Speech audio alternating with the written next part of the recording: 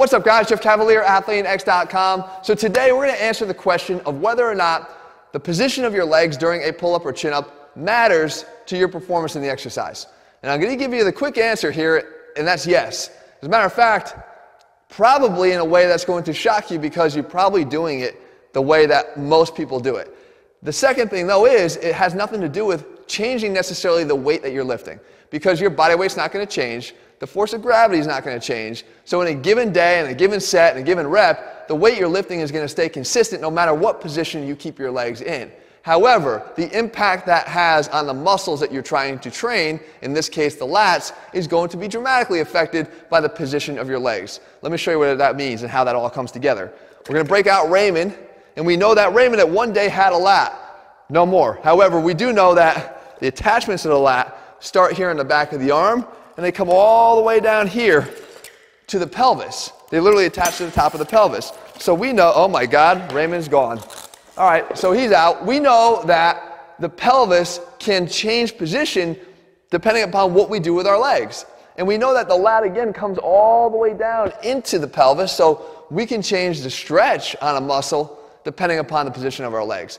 So if you look at the bar here, the common position that we see is feet crossed, knees bent, legs behind you. Now, this is a popular position a lot of times out of necessity, and it's great because when you're training at home on a pull-up bar in a doorway, you don't really have a lot of vertical room to do the pull-up. You need to keep your legs crossed, you need to bend them to shorten that distance. However, you don't have to do them with your knees behind you. You could do them also as an alternative with your knees in front of you. Now, what does that do? It dramatically changes what's going on with the lat and the force that you can generate. Because we know that pre-stretching a muscle allows for a stronger contraction of that muscle during an exercise. When we look at the classic version here with the feet behind us, we actually are in a contracted position of the lats. By getting into a little bit of an anterior tilt, getting us into lower back extension here, we've brought that pelvis closer to the attachment and the arm, and it shortened that distance. So we don't have that pre-stretch capability like we do if we do the opposite and bring our knees in front of our body. And if you have never felt this, try it yourself. Get up on the bar and do what I'm showing you here. Bend your knees, put them back behind your body, you cross your feet, and now feel the position of the lats and what it feels like in that spot, and then now allow your legs to travel forward. Immediately you should feel an increased stretch by doing nothing more than rotating the pelvis from an anterior to a posterior position. So we can do it out of this position, but there's a downside to that too. The downside is this now requires a lot more ab strength. And the abs can be a weak spot for a lot of us, especially those that are struggling to do pull-ups. So that's not necessarily the best answer.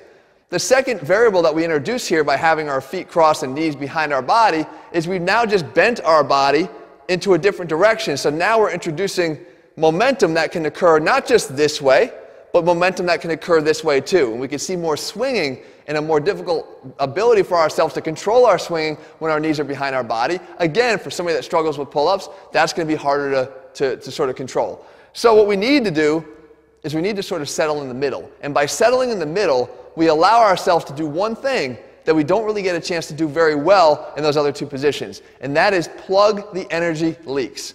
This is a topic that I've talked about before in our pull-up videos, and I'm going to reiterate here today, because if this is the first time you're hearing it, it's going to benefit you greatly.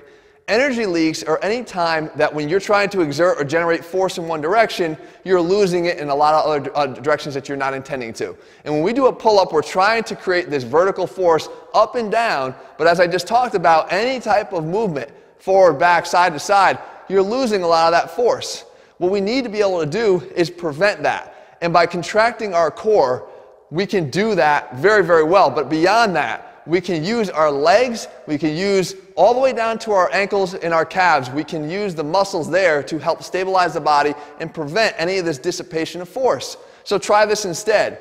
Get into this dead hang position and then allow your legs to come just a little bit in front of your body. From there, you're going to contract your quads as hard as you can. Straighten your knees out, lock them out. Point your feet down so the calves are contracted as hard as they can. Then get into your core. Tighten your core as hard as you can. Your elbows will be a little bit in front of your body, okay, from this position too, because we're getting tension through the upper back as well. From here, now start executing your pull-ups. The first thing you should notice is you've just done a lot more pull-ups.